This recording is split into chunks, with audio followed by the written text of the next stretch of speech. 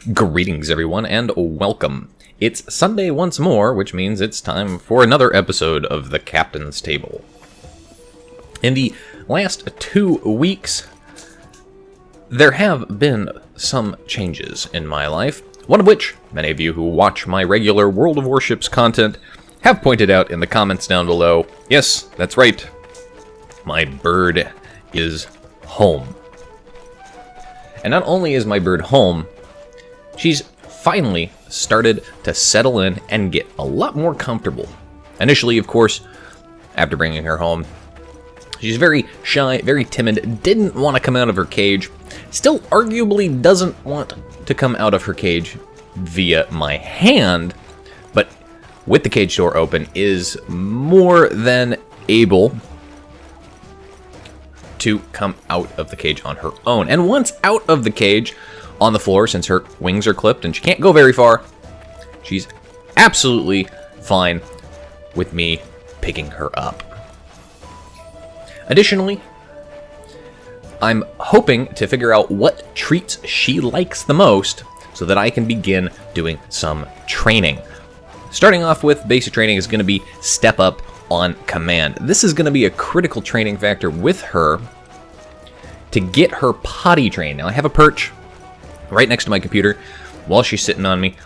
Every 15 minutes or so, because she's a big bird, my hope is to have her step up onto my finger at will and put her on the perch so that she can poop and doesn't poop on me or on the floor, which has been the case already.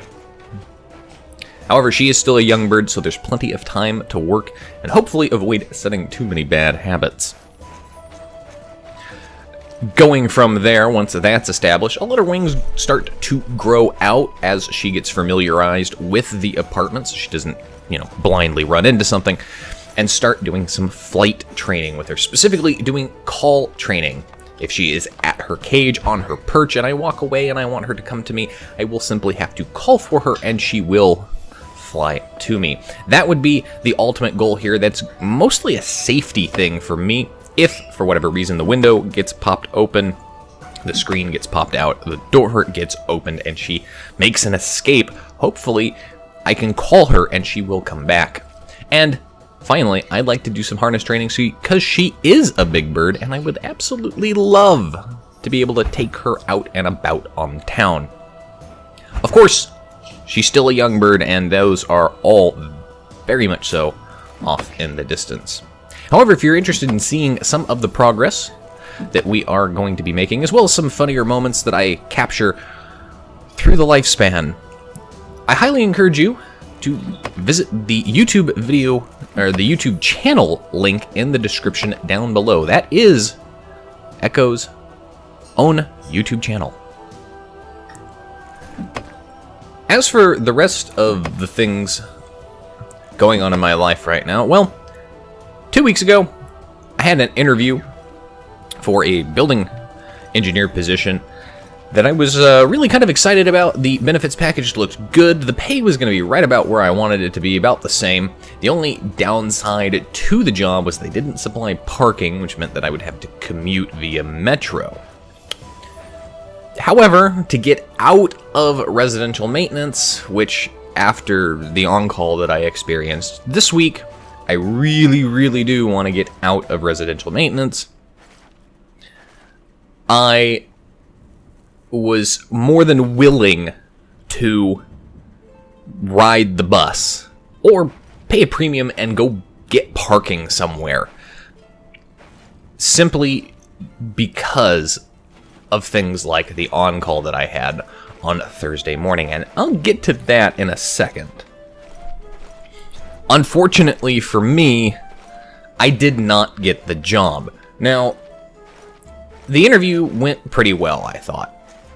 And the end of the interview ended kind of how I expected an interview to end, where in which I was in strong consideration for the position, because that's been the case in almost all of the other interviews I've had where I've landed the job. Unfortunately, after Wednesday, when they had said that they would likely get back to me, I hadn't heard from them. So on Thursday, I was starting to suspect that they were probably picking somebody else, and they just wanted to give me a little bit extra time before they told me, which they did. Sure enough, on Friday evening, they sent me an email saying, nope, sorry, didn't get the job, we've given it to an internal applicant, which is fine. If I don't get the job, I'm not crushed. I do currently have a job that pays me well enough. It's not like I'm hurting, at least not employment-wise. I am hurting physically, though. It's been a really tough week for my back, for my feet, leaving me kind of stiff, kind of out of it. And overall, very much so sore. Well, I don't want to say sore. Sore isn't the right word. Sore would be if I'm working out. This is more just general, dull, continuous aches. However, even though I didn't get that job, I do have 2 more job interviews lined up for this coming Monday. One of which is a relatively close by country club position. The hours are really, really early. I mean, even if I manage to negotiate my hours on this, we're still talking like a 6 a.m. to 2 p.m. shift. And while I certainly wake up very early, I'm not sure I want to start work that early. However, it also does mean that I get home really early, and I get home while it's still daylight outside, and if I want to do something, schedule an appointment, go somewhere, I can, because it's only 2 o'clock, and I avoid the rush hour going there and back. Not that there would be a rush hour anyway, because the commute isn't over the main arteries. It is literally a straight drive to the east for me, about 4 miles. It's a really, really short commute. That looks to be like it would pay about the same that I'm making now. We'll have to see based on the interview. It is an option. I am considering it. It's getting me out of residential maintenance. Unfortunately, I still have to deal with the same kind of people in that position as it is for a country club. So I'm looking at dealing with people who pay a lot of money and feel very entitled. The second interview that I have scheduled for this Monday is actually the one that's first, is for a building engineer position. Now, I'm not sure if it's for an engineer position at the location that the interview is taking place at, or if that's just where they're doing the interview. Although, it would be odd if they had me do the interview at that building and not end up working at that building. And the building, I say this because the building itself is actually the federal building here downtown. A building I didn't know was a federal building until they sent me the email. It said, this is the address, it's a federal building, it has a security checkpoint. Plan accordingly. So that will hopefully prove to ultimately be the job that I get offered and take over the other one. And the reason for that is because it is a commercial engineering job.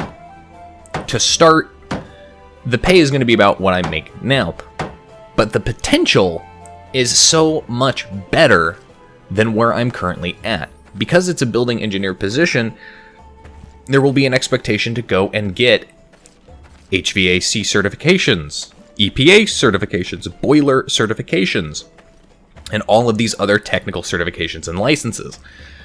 They'll have training programs in place so that you can go and you can get your journeyman status with a lot of this stuff. And in doing so, you'll go from a base pay of what I make right about now, and you'll jump up $10,000, $20,000 as a junior engineer. But it's not just that, it's also the possibility for advancement and promotion. A lot of residential properties generally only ever want 1, maybe 2 dedicated maintenance people. One is the supervisor and one is the technician. And even though there's a lot of buildings going up, you have a lot of technicians looking to move to supervisor positions, but not a lot of supervisor positions actually opening up. And the supervisor positions don't often pay much more than the tech positions, depending on where you're at. versus the building engineering positions, because of the amount of certifications and training that you have and the knowledge you are expected to have, the pay is so much better, and the positions are just opening up left and right. So there's a potential here in, say, 5 years that I could go from making $40,000 a year to making $80,000 a year. That's a little bit of an exaggeration, I don't know exactly, but I do know a friend of mine who works in the commercial building engineer position, and he's doing pretty well for himself. Now, of course, the whole reason I'm looking for new employment is because of my current job. And it's not just this particular location, because I'm well aware that if I go to any other location in residential maintenance, I'm going to have the same shit to deal with.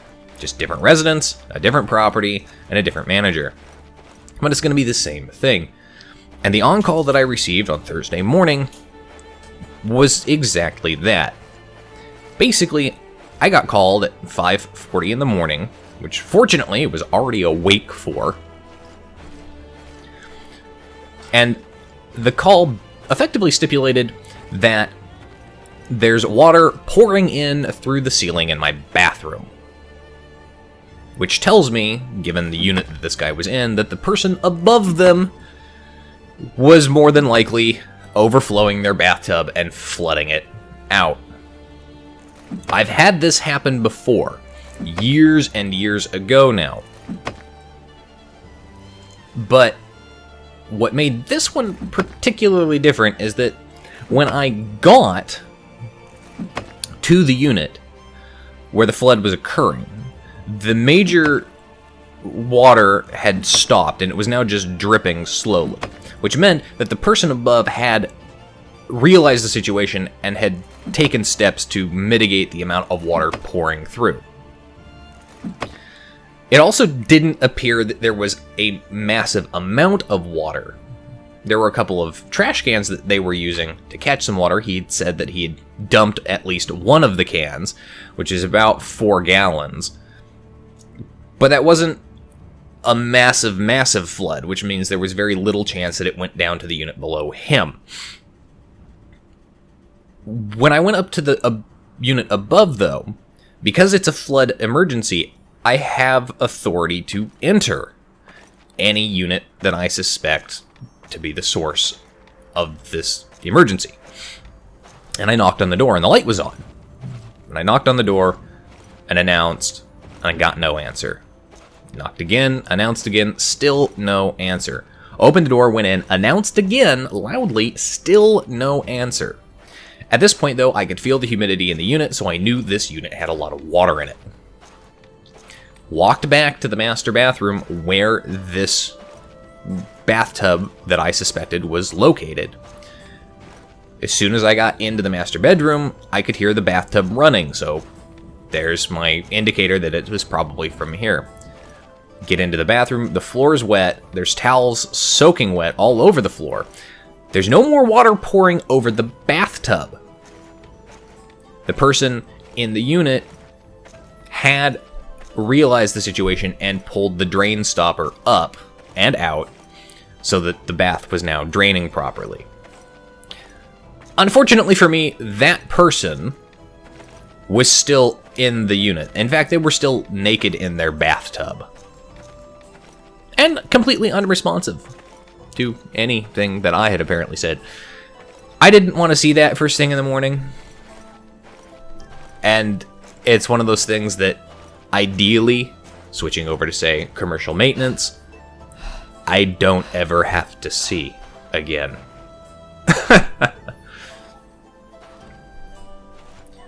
But time will tell. Also, a couple weeks ago, I was dealing with another major life event, as a close friend of mine suffered a double cardiac arrest on the 29th of November.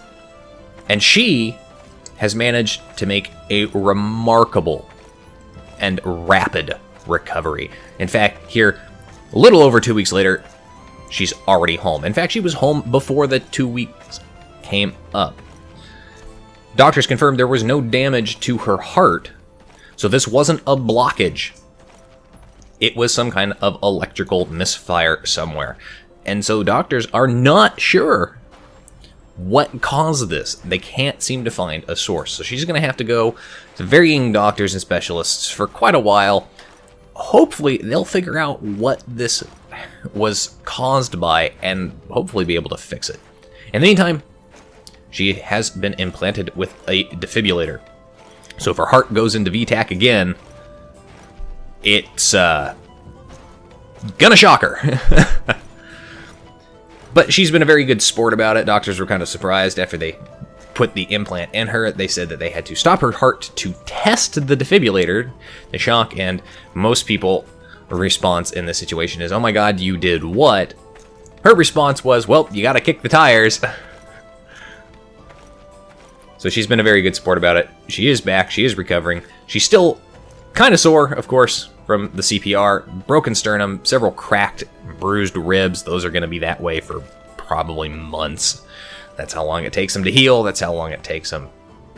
But she is up and moving about and getting back into a more normal life.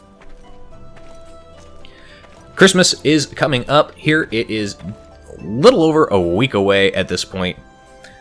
I am hoping each and every one of you have a wonderful Christmas. I'll try and get a video out on Christmas for you folks. Maybe a World of Warships video, maybe a bonus video. I still have all of the Texas trip stuff that I have to put up there, along with some other videos that I just haven't done, but I've got a nice 3-day weekend and I'm not going anywhere.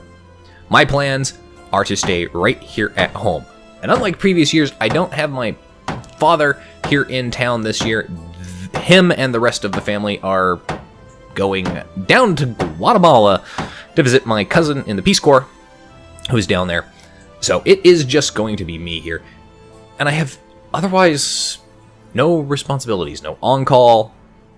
I have a vet appointment for Echo on Christmas Eve morning, but that's it. So hopefully I'll get a little motivated, I'll get down to it, and I will put together some wonderful content for all of you people, just in case you need a little Christmas Day distraction. Need to get away, sneak into a room, sneak outside, or sit in your car if you have to get away from your family. And you might very well have to do it, especially if you've got small children running around. Or if you have the misfortune of working, at least I'll provide something to distract you from what will probably be a very quiet and boring day for you. Anyway, that's it for this week's episode of the Captain's Table. As always, I'll see you guys next time. This is Captain Rye, signing off.